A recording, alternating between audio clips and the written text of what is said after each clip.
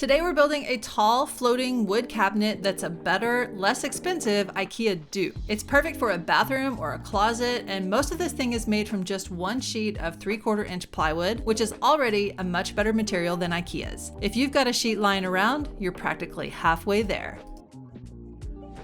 I started by cutting the plywood into manageable parts with my circular saw and a clamped straight edge. If you're following along and you want to build your own, I've got detailed build plans with all the measurements, directions, and materials linked below. We actually bought this IKEA cabinet for our last house, and we loved it. It was super functional in our bathroom and it looked great, but when we sold that house, the cabinet had to stay. So when we moved into this house, I thought, why not build my own version, even better, for less money? And if you've been a loyal watcher, you'll probably notice that this footage isn't recent. For some reason, I just never released this project video, but this build is too good to keep in the archives, so Merry Christmas. Once I had the pieces into more human-sized parts, I moved to the table saw for those smaller cuts, but again, a circular saw still works well here too.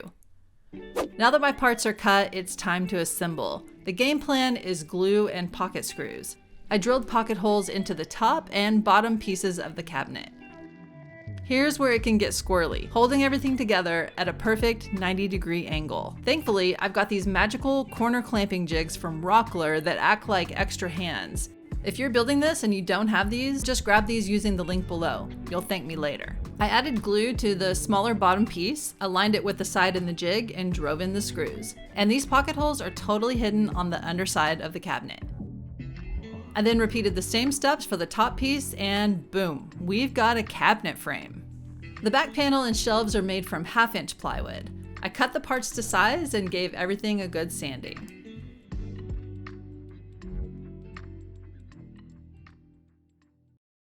Now let's close up the back of this cabinet. I drilled pocket holes along the edges and flipped the cabinet upside down to set the back panel in place. The 1/2 inch ply was bowing in the middle, so I temporarily set in the shelves as makeshift braces, which are exactly the right height to support the panel. I added glue to the sides and secured the back into place with screws, and there's our cabinet frame.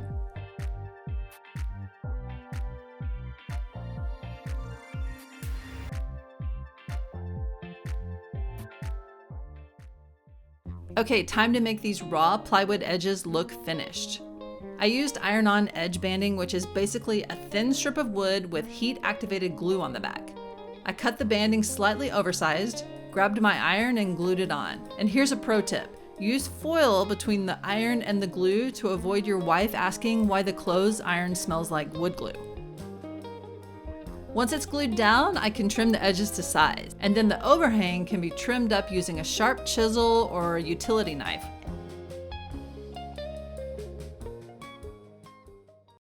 I figured out the spacing that I wanted for my shelves, and I temporarily stood them up in place with painter's tape, making sure they were square. I'm going to use shelf pins to support the shelves, so I made marks under each shelf so I know where to drill for the holes. I'm adding tape to my drill bit as a depth marker so I don't drill further than necessary and drill to infinity right through the side of my cabinet. Each shelf gets 2 support pins on each side. And then I can tap each pin right into place and finally add in the shelves. By the way, this camera and tattooed arm you're about to see belongs to my buddy Justin Maybe from the channel Call Me Maybe. He was here doing a great documentary video on Maker Gray, which I think is a really fun watch. I'll leave you a link down below, and check out the other great videos on other makers he has as well. I debated on several options for the door pull, but I settled on instead doing an inset hidden finger pull.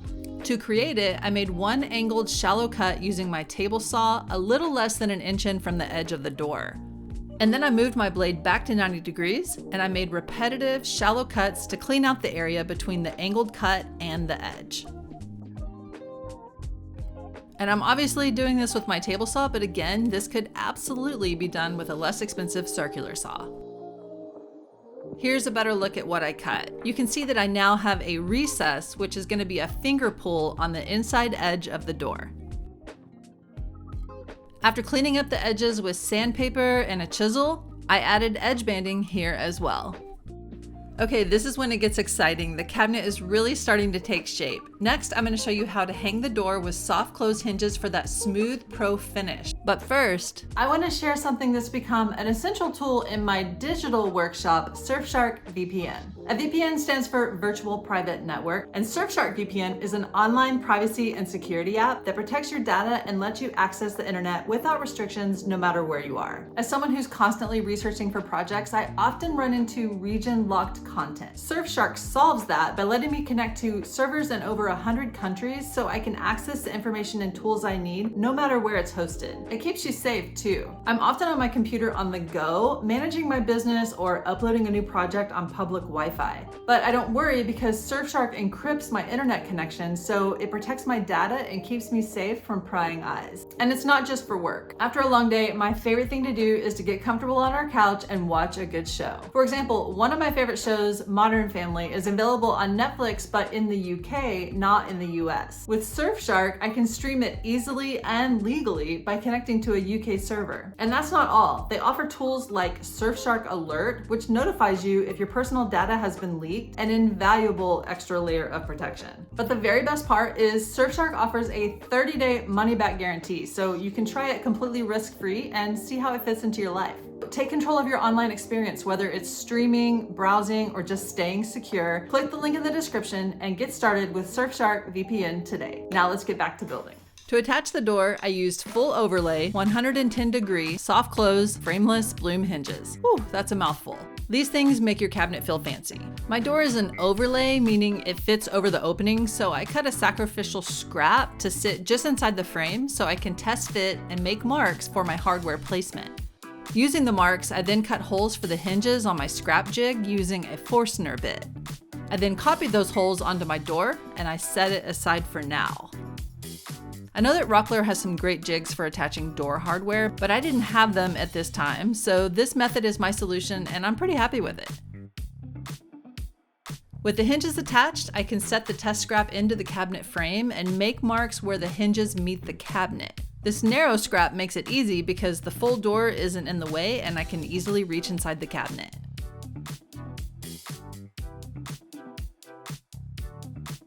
I can then attach the hinges to the cabinet frame and then attach the door to the hinges. And I'd say this method worked pretty good.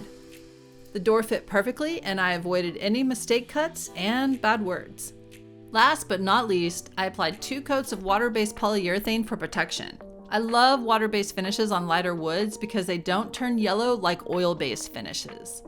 Okay, I mentioned this cabinet was going to be floating, so to securely hang it, I'm using French cleats. I built an entire French cleat wall for my tools in my workshop organizational video. But as a refresher, a French cleat is a 45-degree cleat attached to the wall, which mates with an opposing 45-degree cleat mounted to the back of my cabinet.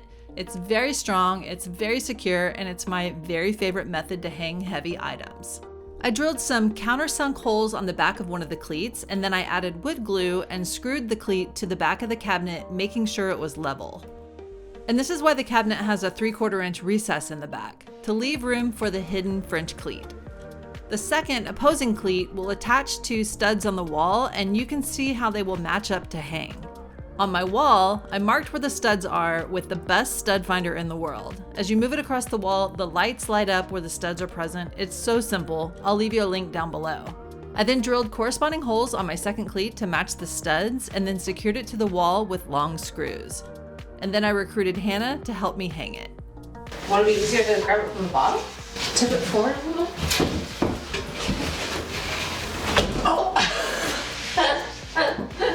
Blooper roll. Yeah, that's much better. Okay, we don't need to go too high. Okay, got it? Yeah.